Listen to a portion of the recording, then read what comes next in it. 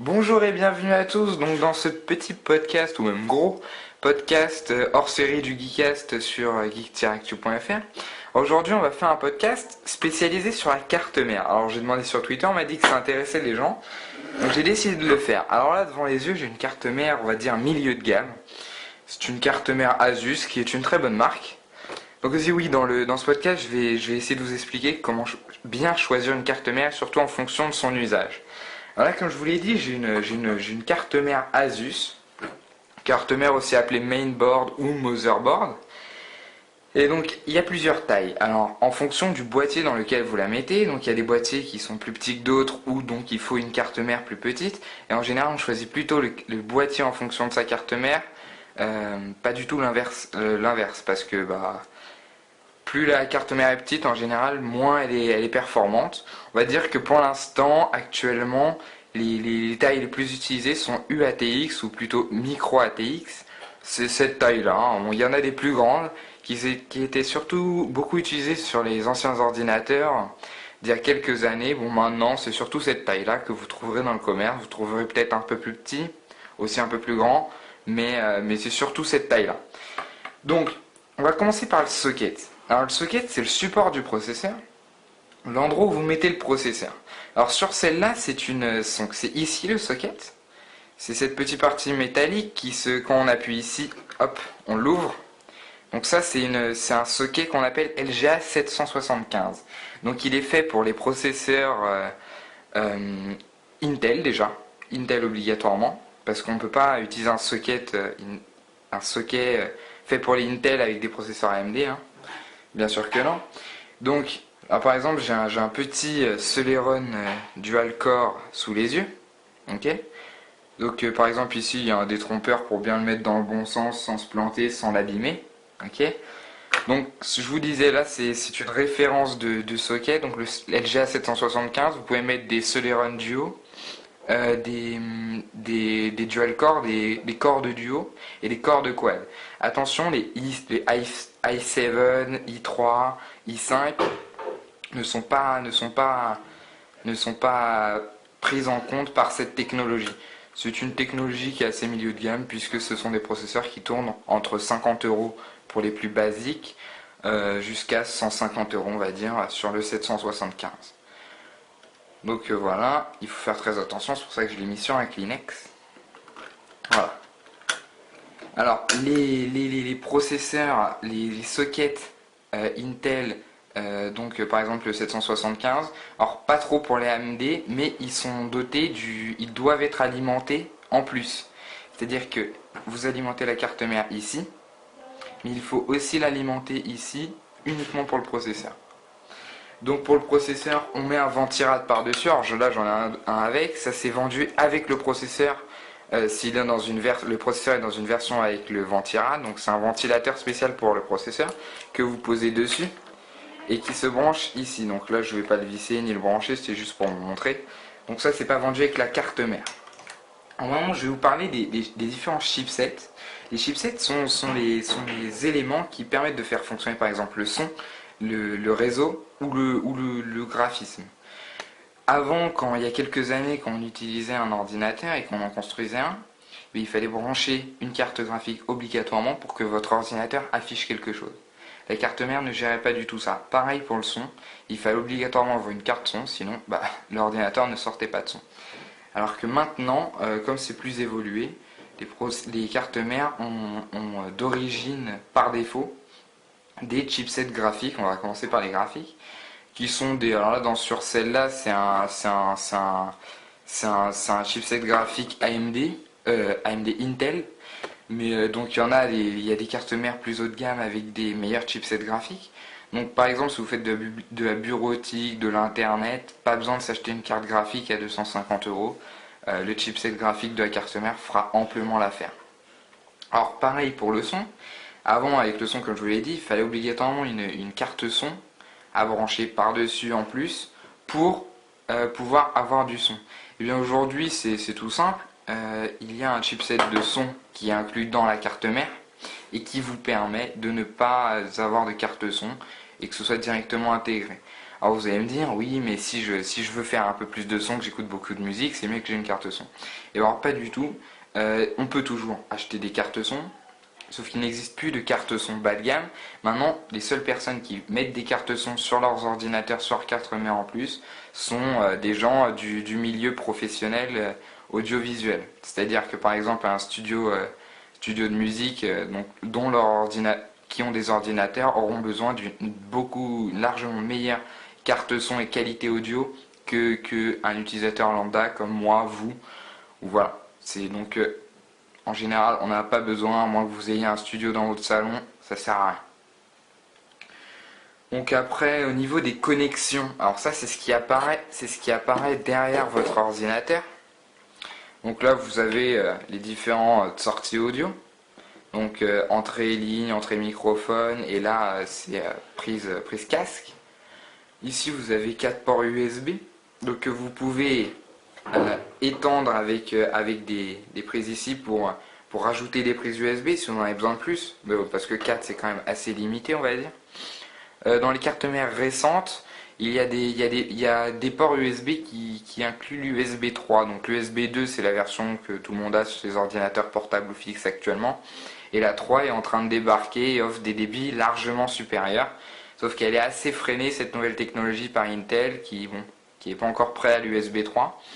Donc par exemple, ce qui se passe, c'est que par exemple dans certaines cartes mères Asus, donc là je vais citer une carte mère Asus qui coûte dans les 100 euros, 100 euros, ouais, je sais pas comment on dit. En fait vous avez deux ports USB 3 et le reste est en USB 2. Donc là par exemple ici c'est USB 2 2.0 uniquement.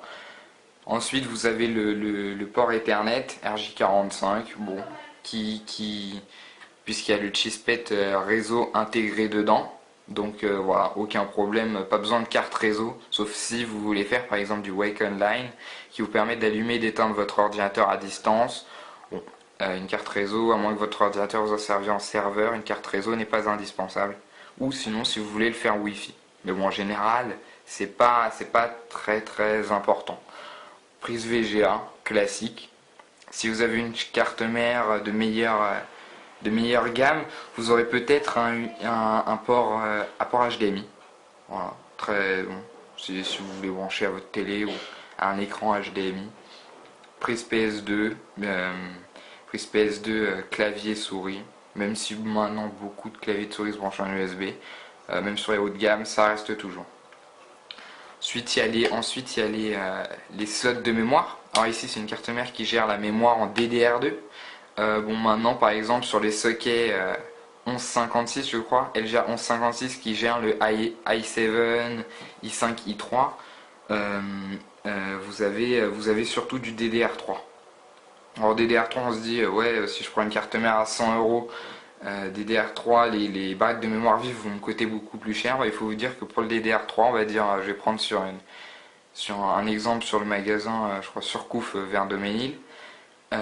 Paris Doménil, vous aurez des barrettes de mémoire à 15 euros 1 giga et 30 euros 2 gigas dans la même barrette, ce qui est pas très cher, enfin pas plus cher que une barrette de DDR2. Donc sur cette carte mère, c'est de la DDR2, hein, tout simplement. Voilà, là il n'y a que deux slots. Sur les meilleures cartes mères, il y en a 4. Cette carte mère peut recevoir jusqu'à 8 Go de RAM. Sur les bonnes cartes mères, ça peut monter jusqu'à 16. Sur les cartes mères qui sont utilisées sur les gros ordinateurs et aussi les serveurs, on peut monter beaucoup plus. Alors là, le petit truc bleu là, c'est un port d'extension PCI Express qui vous permet de brancher votre carte graphique. Alors là pareil, c'est carte graphique uniquement et ça sert uniquement à quelque chose si vous voulez décoder de la vidéo en 1080, si vous voulez faire du jeu vidéo. On va dire que pour des petits jeux genre Counter Strike, les chipsets de la carte mère suffisent largement.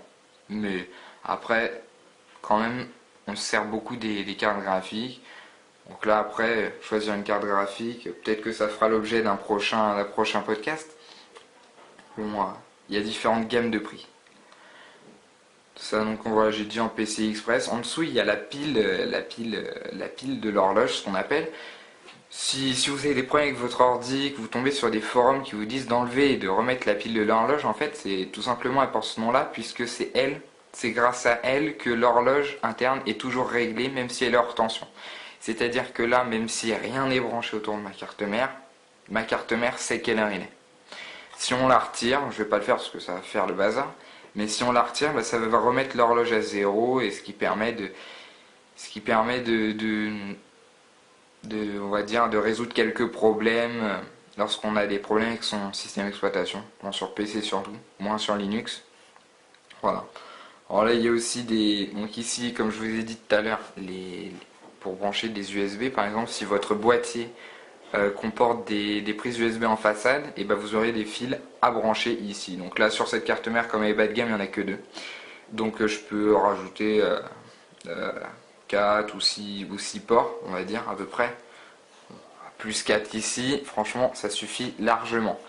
Là, on a deux ports SATA, donc SATA 1, SATA 2, pour brancher les disques durs. Sur les cartes mères plus haut de gamme, vous en avez 4 voire 6. Là, un port IDE pour brancher les anciens disques durs d'ancienne génération. Ici, c'est pour brancher pour brancher des prises audio comme ça, mais en façade de votre boîtier. C'est-à-dire que vous avez des prises casques en façade de votre boîtier, et ben ça se branche ici, alors sur cette carte mère. Donc en fait, si vous achetez une carte mère d'une autre marque ou un autre modèle, vous aurez... tout est expliqué dans la notice hein, pour chacune des cartes mères. Alors là, c'est un truc qui est sur toutes les cartes mères et qui est très important. C'est l'endroit où vous branchez votre bouton. Donc ça peut paraître bête comme ça, mais s'il n'y a pas de bouton, l'ordi, vous pouvez toujours vous amuser pour l'allumer.